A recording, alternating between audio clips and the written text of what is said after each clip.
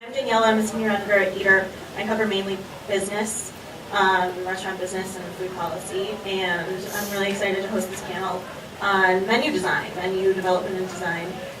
We have an all-star lineup. I'm really excited. I'm just going to introduce everyone, and then I think I'll start asking a few questions, and we'll let the conversation go from there. First, I want to say everyone on here is just very lauded, has won many awards, has been written up in many places, has been named to Best New Chef. Eater has called them out as well. And so, starting from the far end, we have Helen Johansson. She is the Director of Operations and Beverage Director for 6 restaurants, as well as a wine shop in Los Angeles, including John and Vinny's in LA, and Animal and Son of a Gun, and I'm not going to remember all of them. Next, we have Matt Jennings of Townsend in Boston. We have Alex Stupak from Empione Cucina and Empione Taqueria in New York City. We have Noah Sandoval from Oriole in Chicago, and Brad Kilgore from Alter in Miami. So thank you all for joining us. I wanted to also mention that there are a lot of different types of menu design. We could have a whole panel on fast food menu design, for example, or chain restaurant menu design, but everyone on the panel here is, I would say, from upscale, casual to fine dining, and so that's going to be our focus. It's a little bit more targeted towards that, and so the answers will be relevant to that level of dining. And so I guess I wanted to start with menu trends. I think this is something you've all dealt with in your careers, seeing a trend come on or starting a trend, and how you decide when to change a menu to add to that trend, or what you do if someone sort of copies your menu. I see you smiling now. Oh wait, but no, Alex has me. Oh, what? No, please. Ladies first, that's right. Well, I'm just going to speak to the beverage, even though I have a lot of thoughts on that topic. I'm not a chef. Chef of the Bev. Trends are weird. I don't know. I think they're kind of crazy, and we have 2 restaurants that have liquor, Petit Trois and Son of a Gun, so we really curate cocktail programs there that really speak to the food. In our restaurants, food is first, and drinks and wine and beverage are second, but they should be able to stand on an equal pillar and be as awesome and made with as much integrity and be balanced with acid and sweetness and all that. I try not to play into the trends. I just try and play into the trends of the season. That's we live in LA, so seasonality is super important to us when it comes to cocktails. There's a weird wine trend right now about natural wine. Sorry to use air quotes, but it's wine that, a lot of these producers I've bought for years. I've run wine programs for almost 10 years, which is crazy. And it's a weird phenomenon that's happening all over the country, where people think this is a new kind of wine or a new style, and there's a gradient for quality. And what's really sad is that young up-and-coming buyers aren't necessarily educating themselves on wine and what it is. So I think trends are tricky. We try and steer away from them, but I also like to give the customers what they need and want and love. So I think I agree with a lot of that. We try, maybe it's to my detriment, but I don't really pay any attention to trends.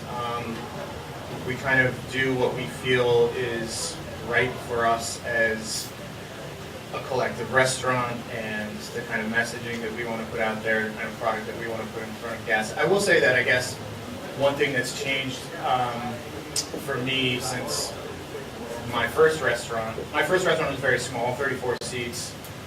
I was touching every single plate, I was on the line every night. It was a little bit of a different relationship that I had with my restaurant than I do now. My restaurant has 134 seats and much more kind of brasserie inspired, and we're right in the middle of downtown Boston. So we've realized that we also have to kind of throw a bone every now and then to that clientele in order for us to continue to do the fun things that we want to do. So there's a little bit of a balance there. But when we do that, we don't look to trends necessarily. We just look to things that we think people will enjoy and relate to, and that can still tell our story. So You sent some notes around before the panel, and you talked about one trend in specifically that definitely I have a past with, which was small plates. So I learned the hard way. A menu is simply something that is there to communicate information, and a very immature, chefy way of thinking about it is that, well, so I can change whatever the hell I want on that piece of paper, and then that's going to change the reality that's happening within the four walls. That's, from my experience, that's not true.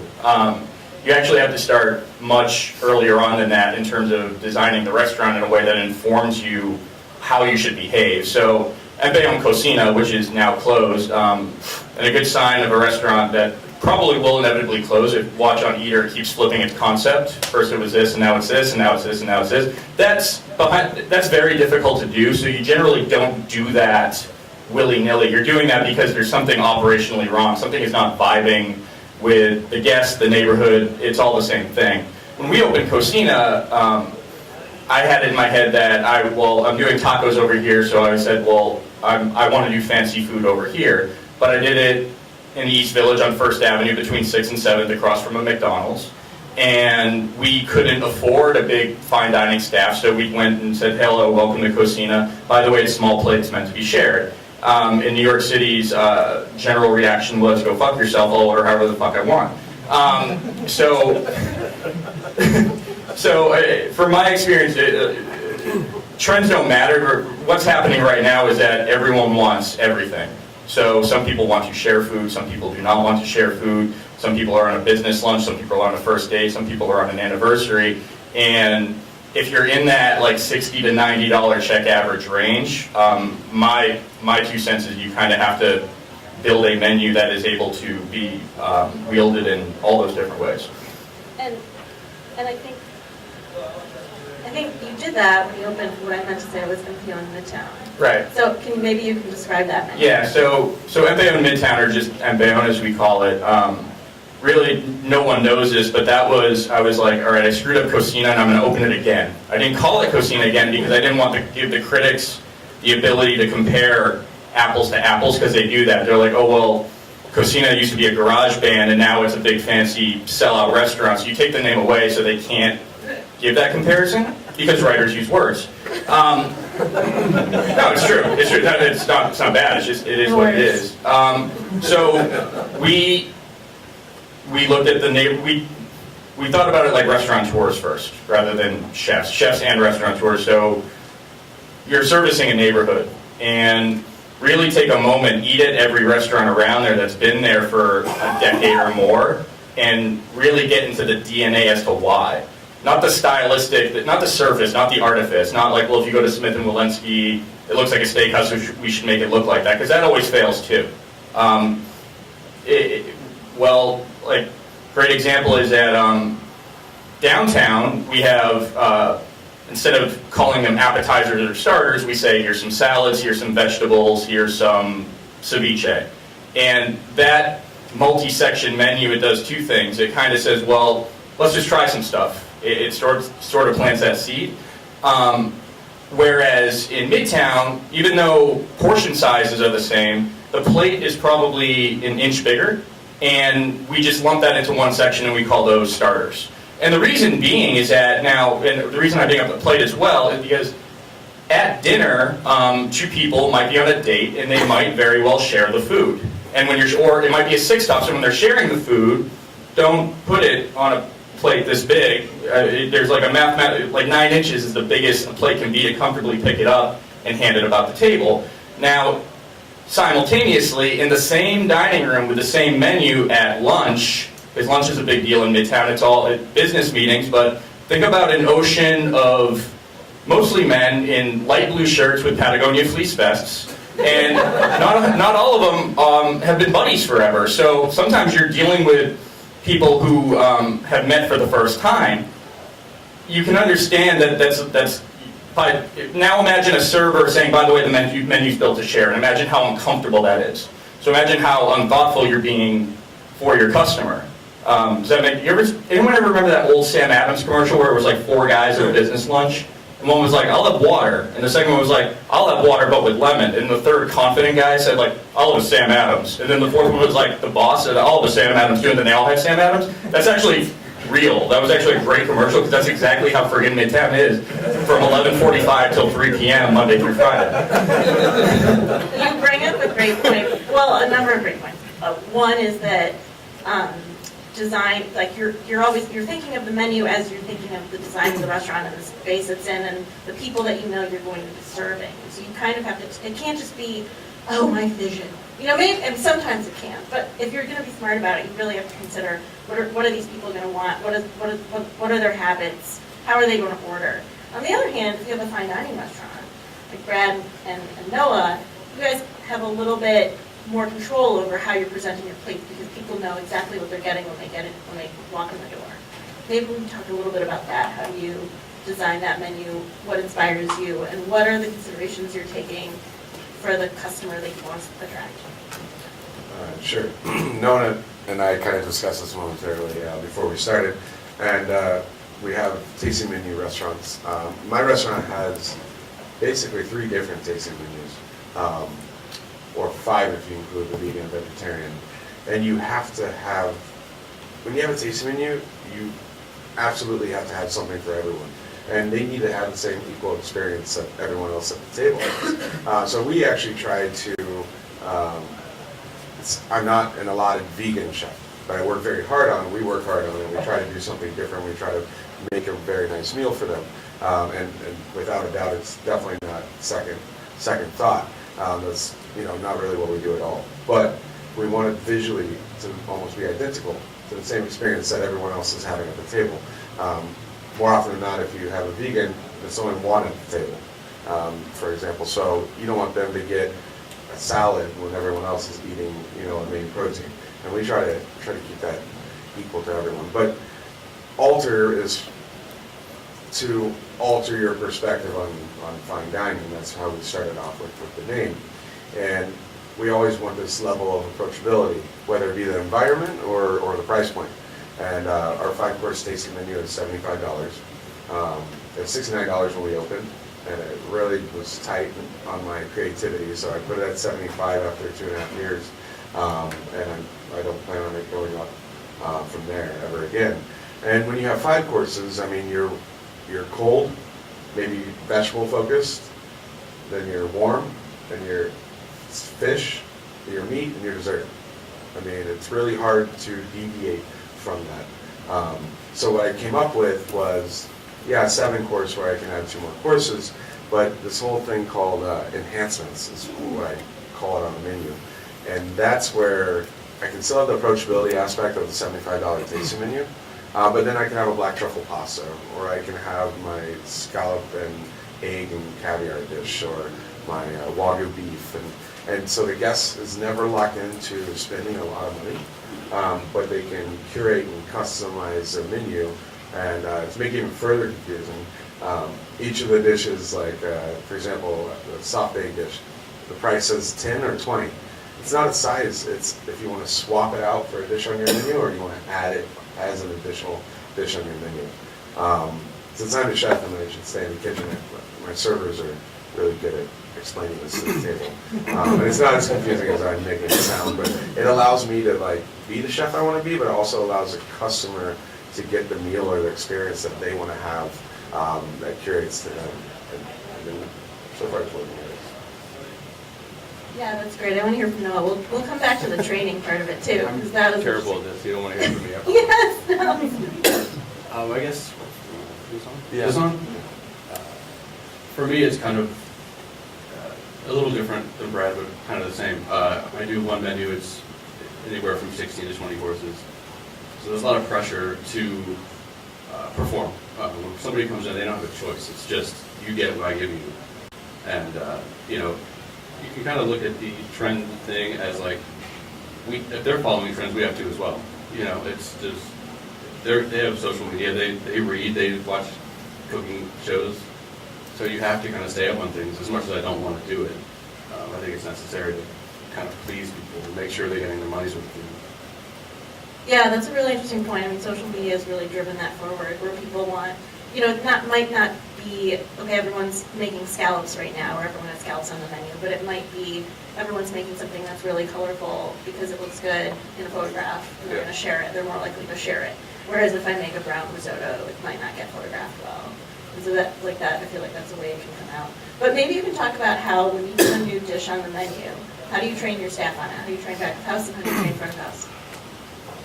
I'm really bad at that. I just kind of go in my own corner, make a dish. I mean, I'm totally honest. I prep everything out and I taste it. If it's good, it might go on and out or whatever. And like I said, it ties back to what I was saying before, it better be good every time or people are going to be bummed out and not come back to see it. I mean, training the staff is really easy for me because I have the best staff ever and they're all super talented. So, it's just pretty easy. I think Alex had his hand up.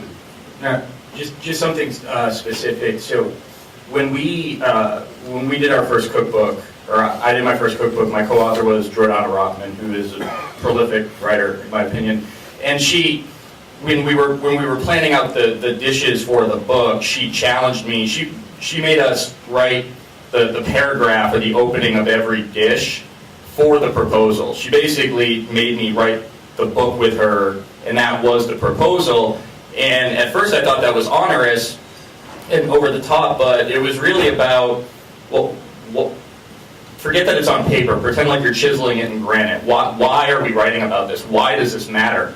So that actually changed me a lot as a chef and a restaurant operator, because if you think about food through that filter, meaning, yes, okay, here's the dish, here are the dish components, here are the allergies. Can you take walnuts off of it, yes or no? That's like every restaurant's basic responsibility. Here are the recipes for the kitchen. But in addition to that, like before we put a dish on the menu, I actually write the cookbook, or my go on how it would go in a cookbook.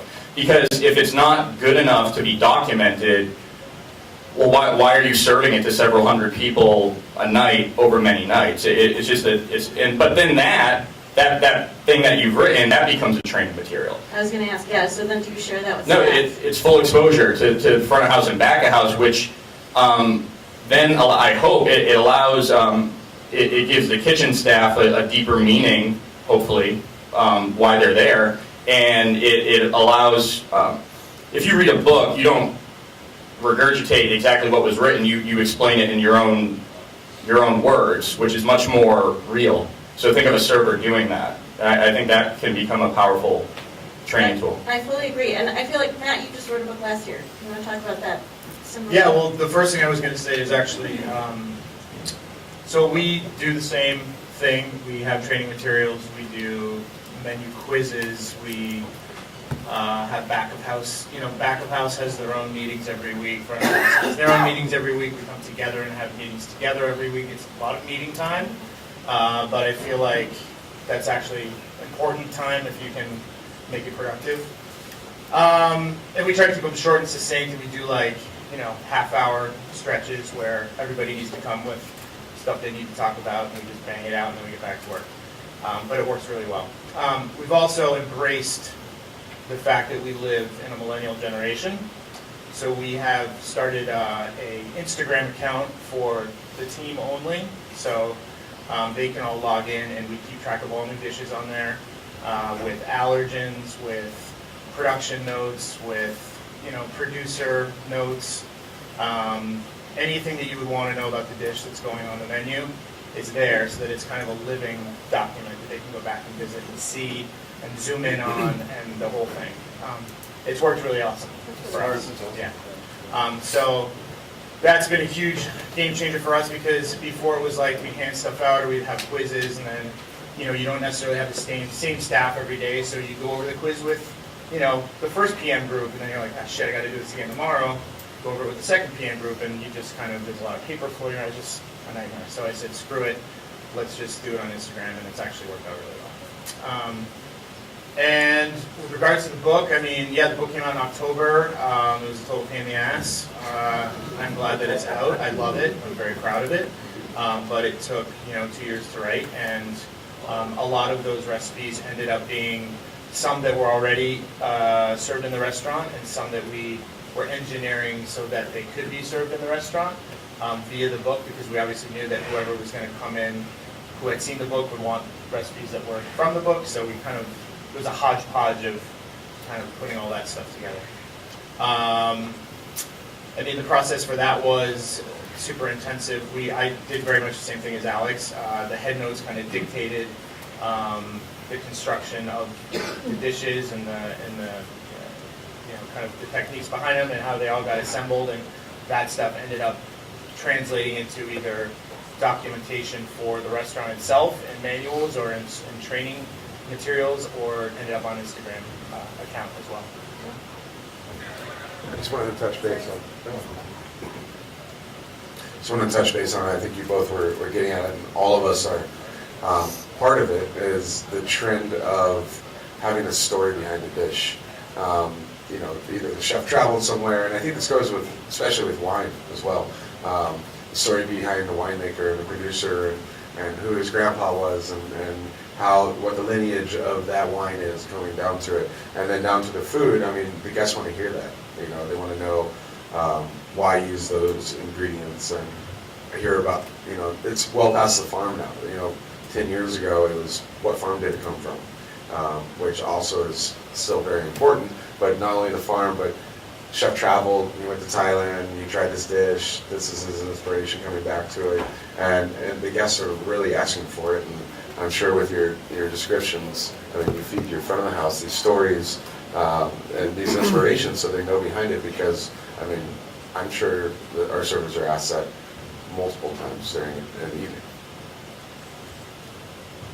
Yeah, I really like that you touched on that. I feel like that's true for everyone on the panel. And I know, Matt, you use New England as your inspiration primarily for Townsend, and so some of that is like nostalgia from growing up and things that you tasted. Yeah,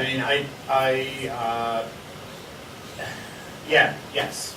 I feel like my story is very much so again, I can only speak to any of these things that are from my perspective, but for me, I feel very grounded in New England, and New England is very much a part of my story, and very much a part of the food story that we serve at Townsend. And what I mean by that is not necessarily that it's like clam chowder and stuffies and things like that, but that maybe we start with kind of looking at what the New England influences were, hundreds of years ago, and what kind of ingredients were there, and what kind of ingredients we stole from the natives, and all that sort of things, and that goes through a filter, and eventually we end up with something that's a amalgamation of that story, plus who the local producers are that I purchase from, plus my experiences living in Europe, plus my experiences as a cook, in California. It's kind of got to be a patchwork of all those things for me. So that's just my personal, take on it. And so the dishes end up being, partly kind of nostalgic throwback to stuff that I grew up with as a kid, because my mom was an awesome cook, still is. That we would eat on the back deck in the summertime, or it might be something that pasta that I made living in Piedmont, or whatever it is. I think if we take those basic concepts as constructs for what we're trying to create, right? Food is the best when it comes from within, when it comes from an authentic place, when it comes from a place of, story, whether or not it's your story, or it's, someone who has really greatly affected you, or a place that has greatly affected you. Those are all important parts of making good food, I think. So. Yeah, no, definitely. I think I want to switch gears a little bit. Helen, I want to pick your brain because I have so many questions. So I'm sorry, I'm going to dump a bunch of questions on you. So beverage lists are the thing I know least about. I always ask somebody why did you list the varietal before the name of the wine, and when do you decide, and how do you align all the things, and how do you find the bottles when you go in the back of the house? But I think I want to start with, you started as the beverage director at Animal, and when you were, and then as the empire has grown, your influence over different restaurants and like pairing with different menus has changed so much, but also I'm sure you have like fewer limitations. Like where if you're buying for one restaurant, that's like, you know, you might not be able to source from the really small producers that you really want to get. And Matt touched on the personality of a menu, or like when creating a dish is personal, but I think you showed with Helen's Wines, your shop, that like creating a wine list is really personal. So maybe talk about both that. Yeah, I was just sitting here thinking about so many different things about writing a beverage program that has to do with not only the identity of the restaurant, but who your customer is, and the evolution that I've gone through doing that. When I started at Animal, I wrote, like, the By the Glass list has always been paramount in my mind as a reflection of your beverage program. And I think a lot of people overlook that. It's one of my pet peeves when I go to a restaurant. It's like everything's shitty, so I have to order a bottle of wine, which doesn't suck. It's great. But so I pride myself on, you know, everything we pour by the glass, I would have 2 glasses of, which is always my litmus test. But how you write it is something that I've evolved completely, because, you know, I was so young when I started, had this ego of like trying to push my staff to learn more, so I wouldn't put the grape varietal. I was forcing them to be like, what is the white grape in Beverage? You got this, Solomon. And it worked, but I was there to coach them, you know, Chenin Blanc, and they were like so excited. But I've grown out of that, and I think it has come with like the hearkening of all these other programs that I oversee, and doing pairings at Twalmec, and trying to do more bistro style at Petit Trois and seafood driven at Son of a Gun. It's really been my pleasure to do over these years. But I try and avoid redundancy, and that's the most exciting thing for me, is how do I push myself to curate a dope wine list that goes with the food, that's exciting, that hits every palate note.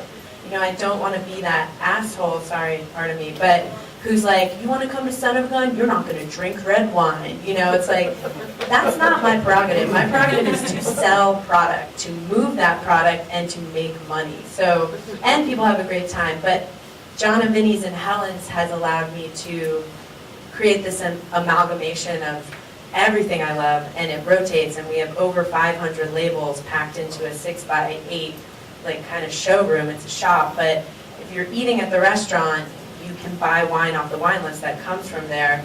And I was like, it's so complicated, but we charge a service charge there, so our level of service is lower. It's more diner style, and I was like, how do I get my staff to understand these wines that are complex and complicated, and storytelling every day at 4 p.m. has become a crucial component, and they're actually learning. And the way I write the wines on the list now, I've streamlined to my own. I go vintage, and then the producer, because I think that's really important. And then if it's a Premier, Grand Cru, or a name, and the varietal always goes last. And I've changed all the inventory. So every time you enter a wine into inventory, you write it that way. And that has made us little wine machines. It's great. I love that.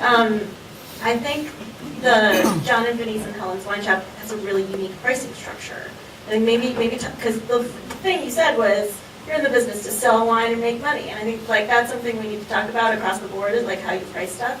But the way you did it at Helen's Wine is unique. Yeah, it's, oh my God, it used to be a daily challenge. Now it's just like weekly. But the first thing is we built John and Vinny's to be photographed. Like we built a restaurant with a whole new business mindset. And the same with Helen's. Like, I was like, I'm going to put a rosé wall in there, because everyone's going to be like, rosé. And it worked. And it's crazy. And I'm like, what? And we use neons. We were like, whatever. But yeah, John, Vinny, and I talked for about 2 months, because we have this amazing license there that allows us to have beer and wine dine-in, and also retail and delivery. And you can't really get that in LA easily. We're opening our second duplication of this, and it's like, it's a mindfuck. It's going to be so hard to get the retail, but we'll be all right. So we decided that every bottle would have 2 prices. Before we opened, we went around for 3 months. We were building the restaurant. We looked at the model of we price at retail, and then you charge corkage. But my problem with that is Helen's is actually a beta business within a business. They're the same company. I own the restaurant, they own the wine shop, but we were baiting a concept for it to grow and scale on its own, which is what's happening, which is I'm so grateful for. So my argument against that, and ultimately they agreed with me, was how am I ever going to know what my authentic wine retail sales are without customers just coming in the restaurant? Like, how do we track that? So everything has two prices. If you go in the shop, there's like a cool little price tag on the back. It's pink, it's awesome. And there's a wine list. And it was really hard for people in the beginning to understand why we did that. And we get pushback. The customer, you know, sometimes we'll just let them pay retail, but it's been good. You stay consistent, you stay the course. People will curve to your concept. You know, it's just hard messaging. I mean, my first question was, what do you think about trends? And you were like, well, I don't care about trends. And so that goes along with it. You're setting a new trend. Well, yeah, It's like, I don't care what the status quo is. Yeah, I couldn't in that scenario. I was like, what works best in the longevity of my mind, you know? And like, you just have to retrain the public, which just takes more time and patience and training and training and training. It's crazy.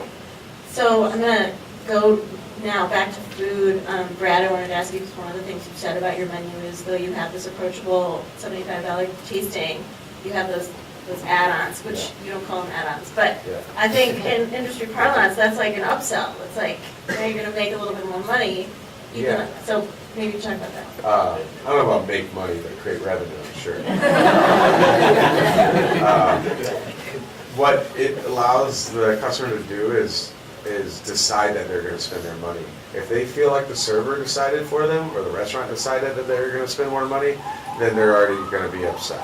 Or at least you have a better chance of them not walking out the door happy. So in the end, we were able to have a successful restaurant and have a business that was up and running at a much lower price point.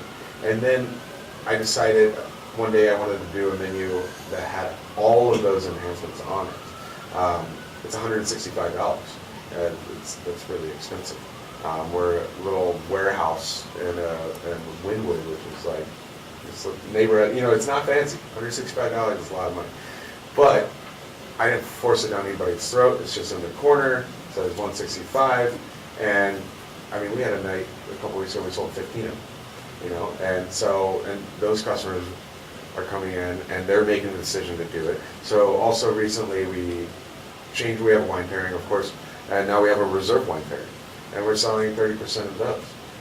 And so they're deciding that they want to spend an extra $15 or $20 per person. And when you put it in their boat, and of course I guess it has to taste good, right? That's kind of all we do. Then you're going to be successful, or at least so far it's working. That's great. And I want to talk about, you mentioned where your restaurant is and the value perception of that. And I think that holds true for Noah in Chicago and then definitely Alex in New York City. Like, the price is going to just, like, what is acceptable in different cities is varies so much. Yeah, go ahead. But on that note, like in Miami, you'll get, Miami's another ball game, and you'll have these guys that'll spend $2,000 at lunch and like show off what bottle they're ordering, and then they'll come in and like, pick apart your menu, and it's like $75, So it's a whole other sort of genre of like the sort of people that accept what we do and come in and enjoy. But that's why we have, a $700 burgundy on the menu, but we also have a $40 wine. It's like they can decide what sort of evening they want to have.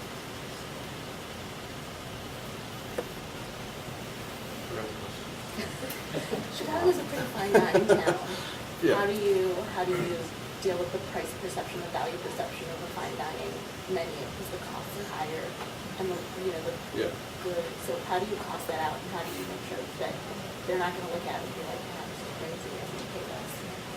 Yeah, I think we have it a little different. We kind of work backwards. We have a large menu, we wanted to stay under $200 and give people as much value with that as we can. I try to get really great ingredients and post them online so people know what they're going to get before they come in. We're hidden in an alley in the West Loop of Chicago, so nobody's going to walk by and say, "Hey, I want to try this restaurant." It's really expensive. The people are looking online; they know what they're getting into. $195 is a lot of money, but we do have options for drinks, and people have months that they wait to come in. They completely understand what they're getting into. So it's like the difference between a destination restaurant and something Yeah. you can go to for lunch. Yeah, we're total destination. I mean, nobody's calling a stay out. That doesn't happen. Whereas in Midtown, Yeah, I can only speak to New York, but I have a lot of experience in the East Village, West Village, and Midtown, and they're all vastly different.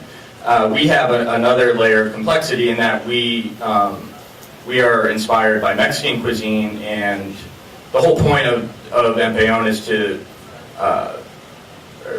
we're trying to destroy a pejorative perception about a host of cuisines. We can only work on Mexican because that's the goal. Now, what you have to do there, again, there's the menu layout, which we talked about earlier, but then there's also, again, how you build the space and how you say it like this. We serve guacamole in all our restaurants. So here's a good example. And it's technically only priced dynamically in one of those places, which is in the East Village. So right now we're charging $10 for guacamole, which is already way too freaking expensive we get it, we hear it. But that's okay, I mean, because we're busy, so that's the other part of it too. I mean, how much do you responsibly focus on Yelp and how much do you responsibly look at the cash register and how many people are just coming in the door, because that's a much more material thing. But yeah, so here's $10, and in the West Village it is, I think we're at $16 now, and if you want to add our array of 7 salsas, that's another $7. And if you go to Midtown, you have to get the guacamole with 7 salsas, and it's going to be $21. Welcome to Midtown. And I feel okay about that because simultaneously I still think we have very democratized menus that allow you to arrive at an expensive experience or not arrive at an expensive experience across the board.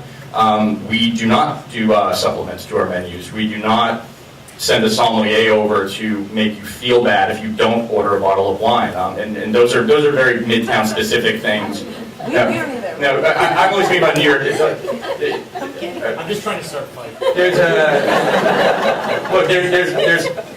I won't say which one it is, but there's a 4-star, 3 Michelin star restaurant in Midtown that has a very perceivably accessible lunch prefix. You will not get out for the friggin' price that they are quoting, and they will kind of make you feel like you don't belong there if you don't play ball. We don't do that.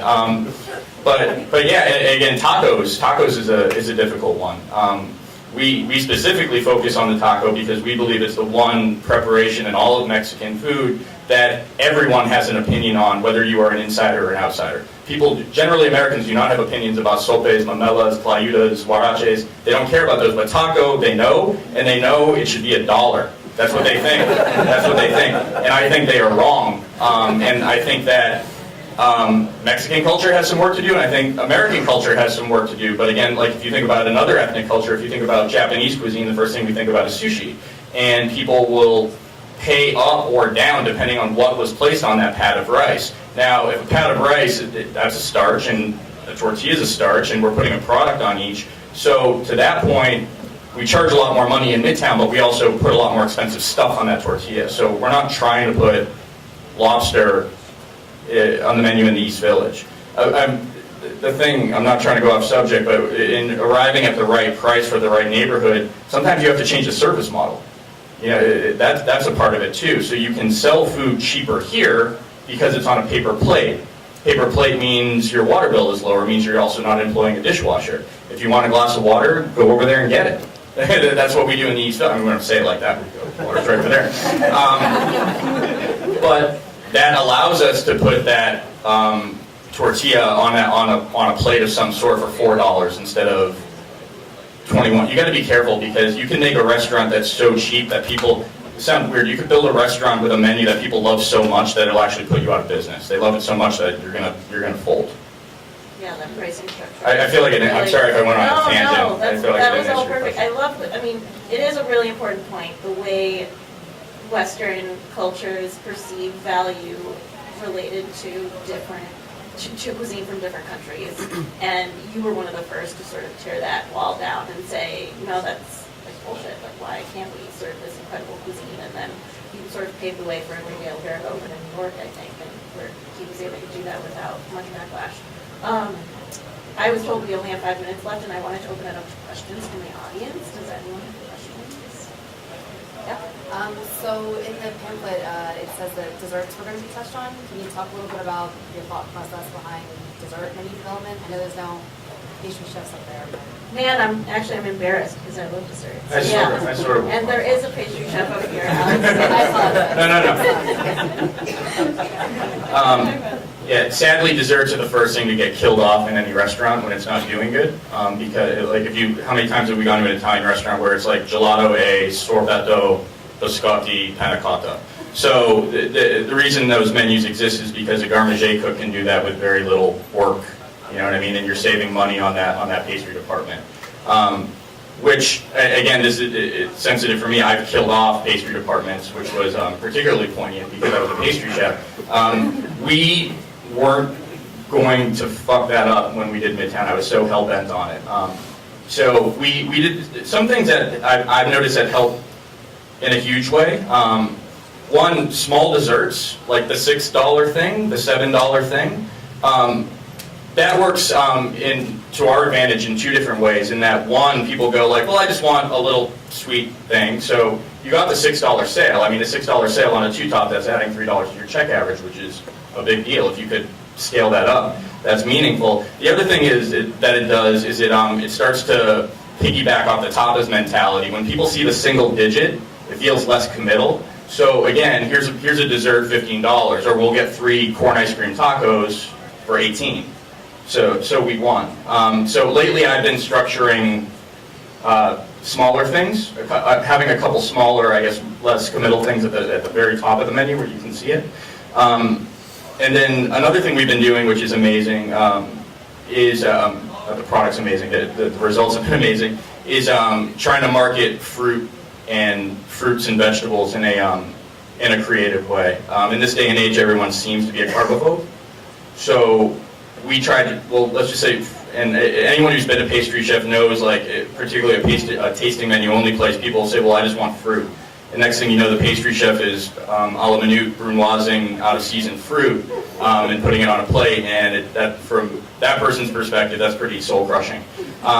So what we tried to do is say, we tried an experiment, strawberries for the table, and then when that goes out of season, citrus fruit for the table, and when that goes out of season, stone fruit or tropical fruit or whatever. And by giving people 7 microscopic little bites, $9 per person, so you're basically pricing it like a shellfish plateau, that's been tremendously successful. But you should mention how you played that.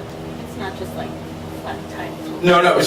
So again, that played into the Midtown mentality. When we thought Midtown, we thought steakhouse. You get the shellfish plateau with your, the big douchebag thing with all the lobster and all this stuff. So we started with that presentation. We said, let's just get a beautiful platter and let's just landscape it with crushed ice, and let's just put bites of fruit in different levels of manipulation. We try very hard to not have flour on it or dairy or things like that. We sneak a little bit in there, but for the most part, we're pandering to carbophobes, or we're pandering to people who like to labor under the illusion that they eat healthy, and we're getting that $9 sale there. So it becomes a win-win because it's a creative thing that the restaurant is known for, and simultaneously, the customers you gave them something without. You didn't piss off your pastry chef and make him cut a bunch of melon and pineapple in January, and you didn't put the server in a position where they know they're going to get asked a question and they have to go, fruit do you have any fruit? And it's like, let me check, and then they have to go back and get yelled at by the chef, and then come back out, and the whole thing sucks. So that's a new thing that we will probably think about in all of our dessert menus going forward. Brad wanted to. Just quickly, first thought that came to my head is people's tolerance for salt now, especially when it comes to sweets, in a positive manner, in my opinion. They want salty desserts, and so I think that's great for savory chefs because we like salty food. And I think it's a lot more balanced now. I think the food being put out is a lot more balanced. And also people are much more accepting to creative desserts now with, quote, savory elements. Think items that before would strictly only be on savory dishes are now making their way, I'm not saying proteins necessarily, but make their own desserts on a regular basis at pretty casual restaurants. The last thing, and I know it's a whole other conversation, but basically out of what Alex said, every single dish we create now, we literally have to think of every allergy on the planet and how it won't cripple the kitchen if somebody walks in with like a coriander seed allergy. And you have to have a backup for every single thing. And that really drives a lot of the menu decisions, I think, too. I really wish I could take your questions, but they're telling me I have to be done. Can we take 5 more minutes?